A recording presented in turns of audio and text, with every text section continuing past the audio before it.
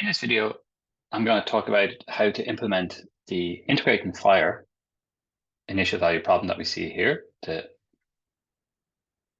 tau m dv dt is equal to minus v minus e from minus 50 less than or equal to t less than or equal to 400. And we're going to implement it for three methods: the Euler method, the second order Taylor method, the Hume method, which is second order Runge-Kutta,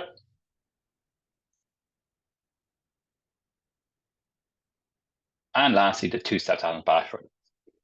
I should note here that the Euler method is a first order method, the second order Taylor, the second order Runge-Kutta, and the two-step Allen-Bashford are all second order methods. So when setting anything up in Python, it's very straightforward. You just have to set up a couple of libraries at the beginning, just default. NumPy is the one you really want, because that deals with vectors or lists of numbers, which we have. Matplotlib is about plotting. Pandas, actually, we don't need today, so I'm going to remove the mat and the panda. So the import library NumPy is importing a library that can deal with lists or vectors, and that's it. And everything else is about plotting. Okay. So the first thing we do is, independent of the method, we have to discretize our region. So we're discretizing from A to B with a certain step size. And here our step size is 0.5. So the number of steps we have from minus 50 to 400 is 900 steps.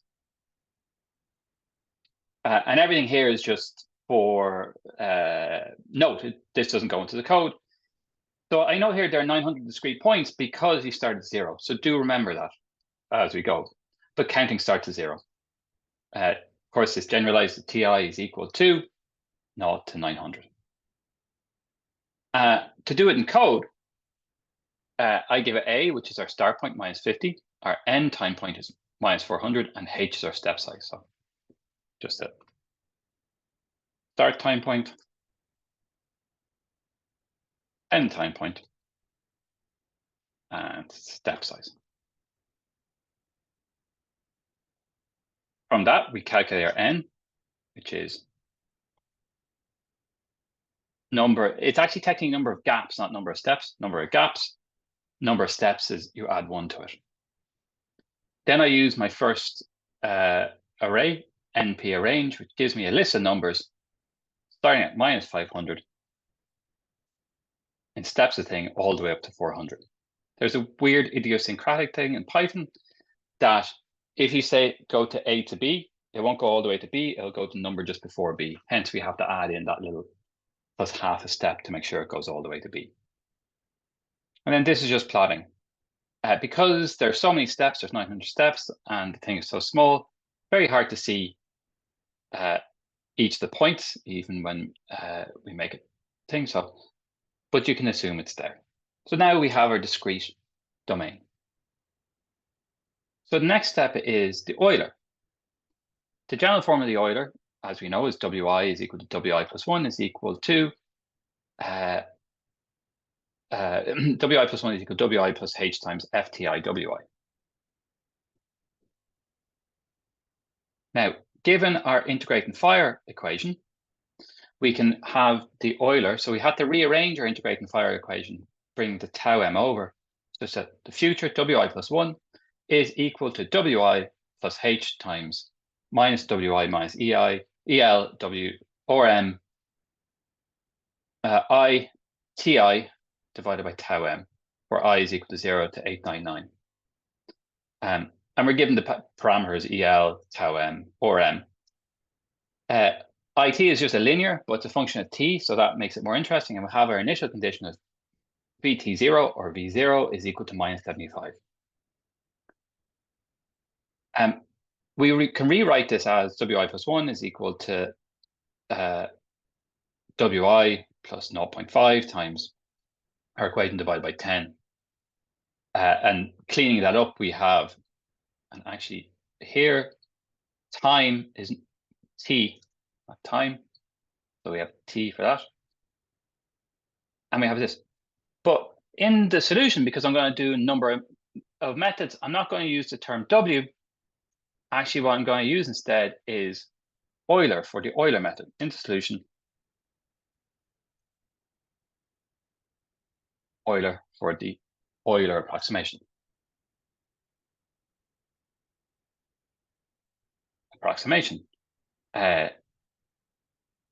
Which gives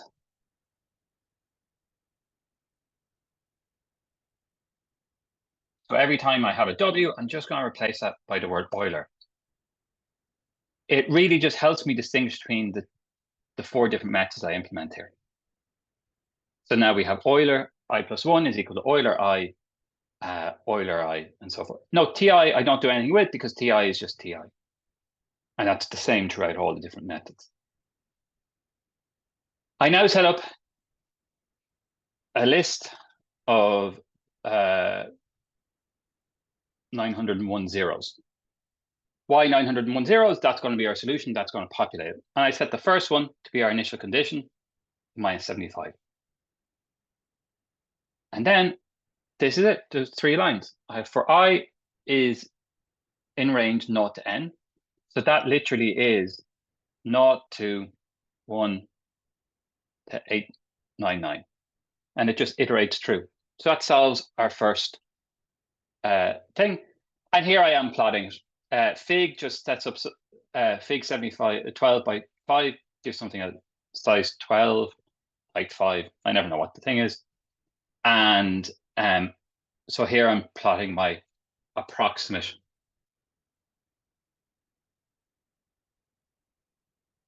Euler numerical solution of the integrating fire initial value problem for h is equal to 0.5. Actually, I like to leave the h in, just saying. But once again, and I have the initial condition as the green point.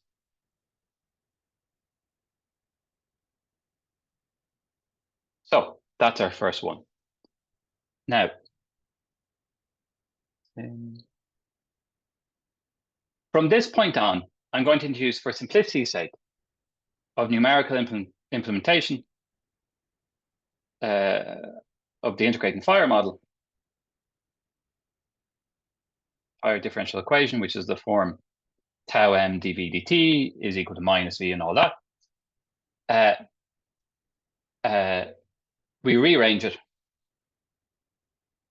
or I rearrange, such that it can be written of the form dv dt is equal to f if being integrating fire tau v, where fif is equal to t comma v, and that's just the right hand side divided by tau.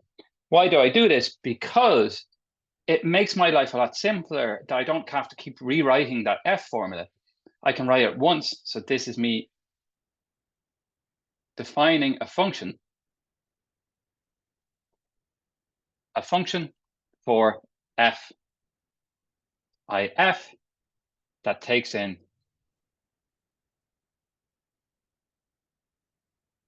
t and v. So therefore, from now on, I can just say, use that function and pass the variables into it. I even make it such that Rm is equal to 10, tau m is equal to 10, and so forth. So I give it all the parameters. I is just a time at that time point, and so forth. And f, it returns this value. Why I want this is because now when I move to my second order Taylor, we could use this for the Euler. Instead of writing out the formula, I can just say times f and send it the right variables. But we're going to use it for the second order Taylor because it's easier to implement. Okay. So here we have our general second order Taylor method for the first order initial y dash f t comma y, numerical approximates y at the time point t. And so we have wi plus 1 is equal to wi plus h times fti wi plus h divided by 2 f dash t. Now, as we know,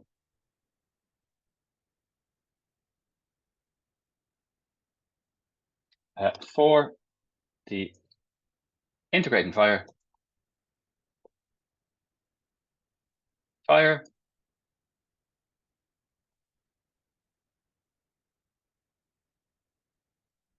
we have f is equal to ft comma v.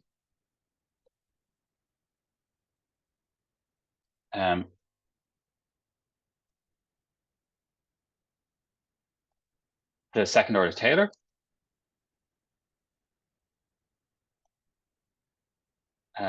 will be of the form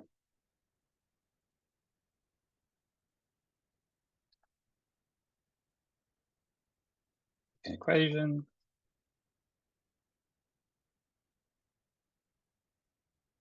and so I'm going to leave the general form first. W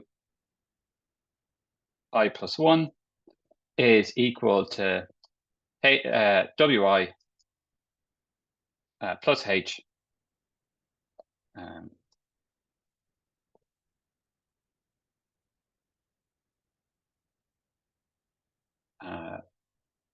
F underscore integrating fire, because that's the one we care about, T underscore I, W underscore I, plus frac 2. Now, this is the derivative of F. So we have to calculate that, but we're going to write it in first, Ti Wi.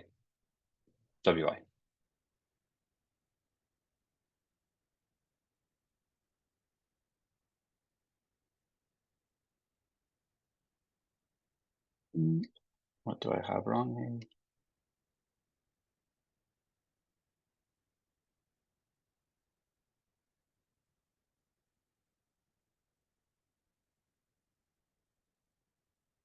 Again, equation underscore H, that's big.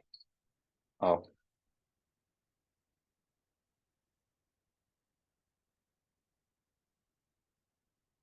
Ti plus frac. Well, I'm just going to take it from here because it works here and fix it.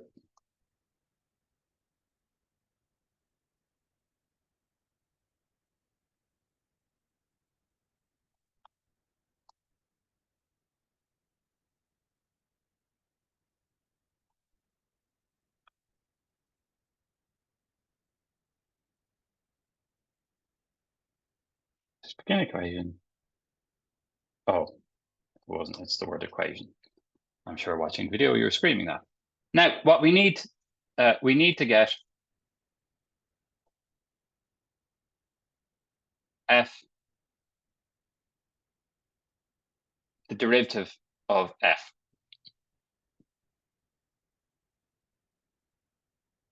So we just do that. So we have begin equation, and we already know what f dash is.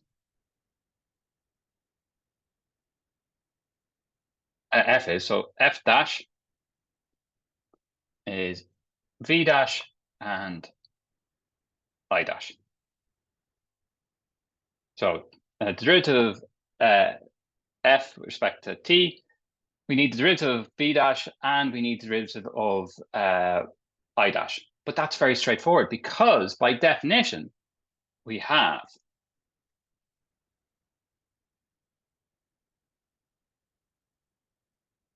by definition of the initial value problem, we have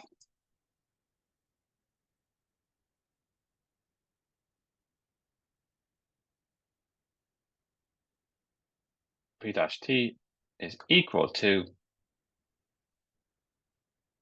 the original f. That just gets replaced. And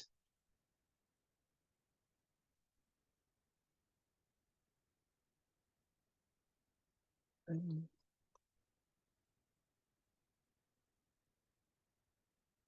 derivative of I dash t is equal to, well, and it is equal to 0.01 t. So the derivative of that is just equal to 0.01.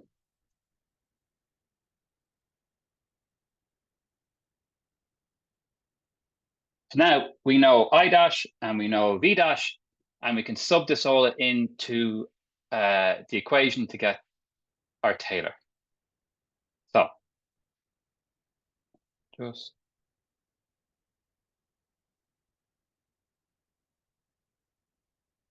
make it consistent.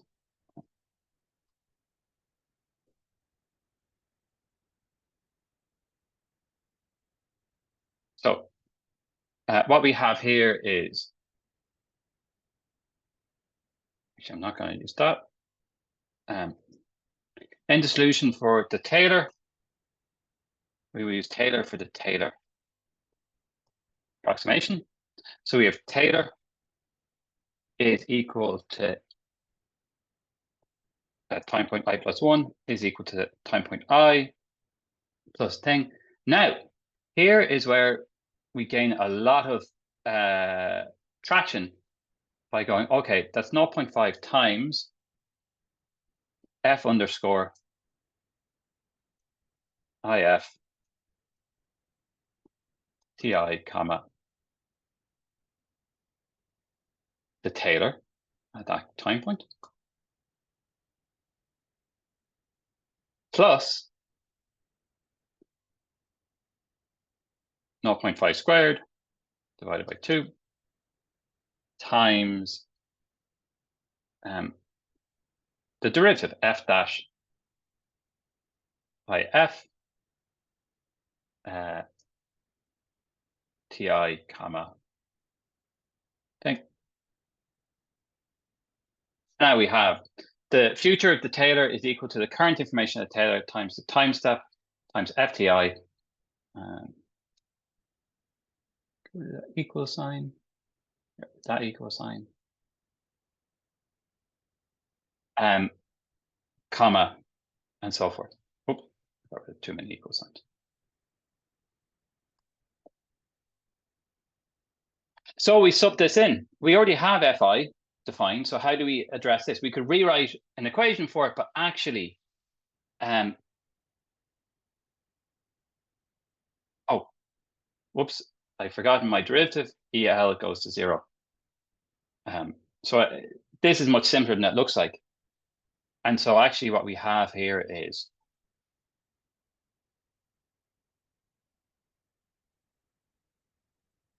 gives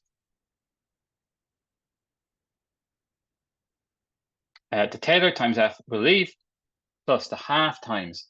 Now it's not f dash anymore. What we have is minus, so bracket, minus the first derivative of v, which is f. And that's all divided by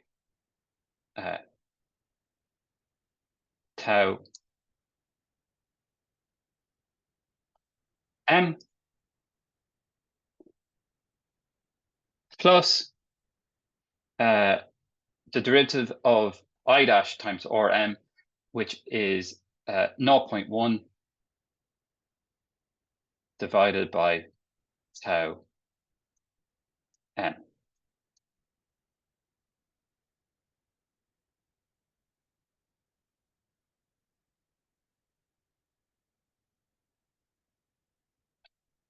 So it's not a huge adaptation. That minus is multiplied by that, and then we have the plus that in that form. So,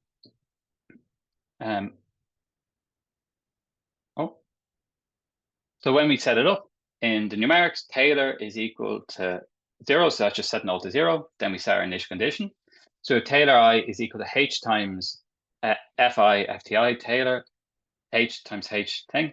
Now we have that times minus f if Taylor divided by 10, which is our tau m. And so we now have our solution for the Taylor. Okay, the Hewn method. The general form of the Hewn method is Wi is equal to Wi plus h divided by 2, k1 plus k2.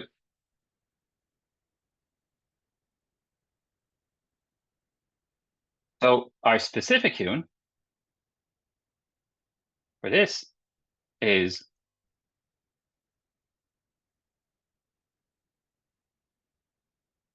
we start the same, but k is equal to f ik and f ik. So this general and the specific Hume, the only difference is we use the function we know. That's why people really like using the Hume and Runge-Kutta methods. Is as soon as you have your f defined, it just keeps sending it in. And fik we've already defined above. Now, of course, I'm going to relabel this as I have with the others.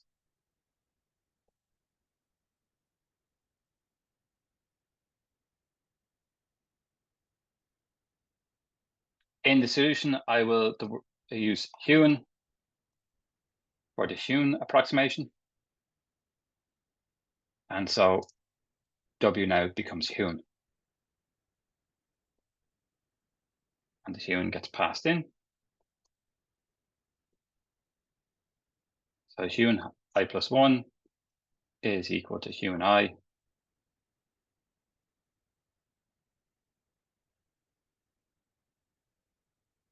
Hume I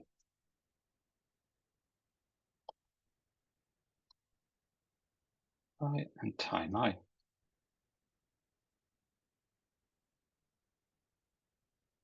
So to set it up, you just set the Hume to be a list of zeros for the 901. Then you give the initial condition of minus 75. And then you have a for loop that starts at 0, goes to n, which is 900, but goes one less. K1 is equal to just pass Ti and Hume I into it. K2 is you take what's in K1, you pass on, add H type thing, and you get that. So that's it. It's really as straightforward as that. Because we've gone to the definition above of the right-hand side. And if we change the right-hand side above, these methods will solve any equation as long as you keep that consistent. So this is actually a generalizable approach. Lastly, we have our two-step Adams-Bashford method. So we have the general form, two-step Adams-Bashford, y dash, wi plus 1 is equal to wi, h divided by 2, 3, f, and so forth. So here, once again,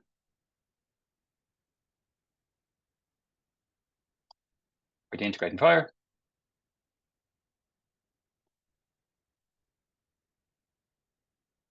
equation, we have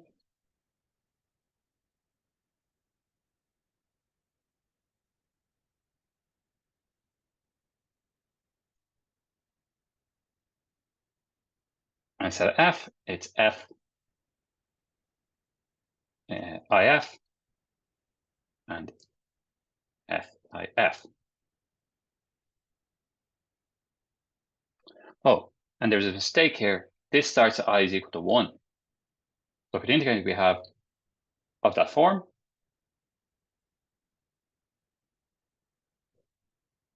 AD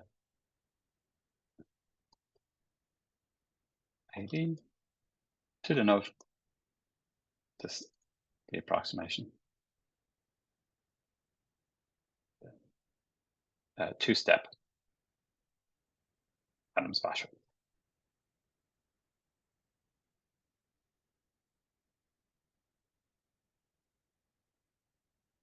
And so what we have here is, again,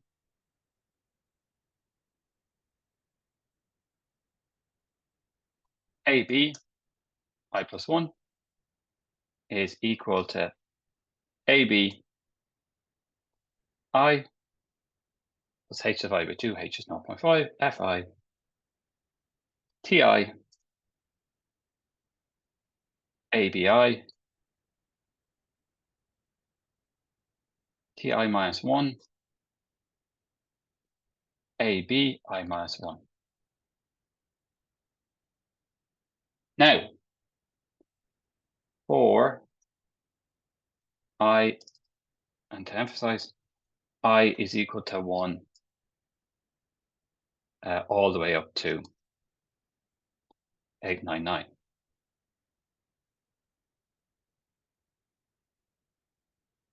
For I is equal to 1, that means we have T0 and AB0, but we also have T1 and AB1.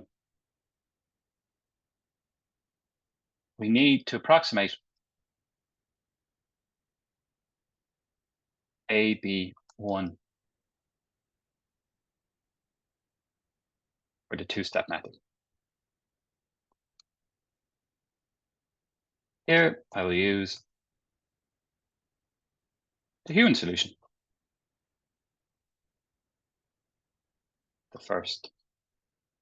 The second step, technically.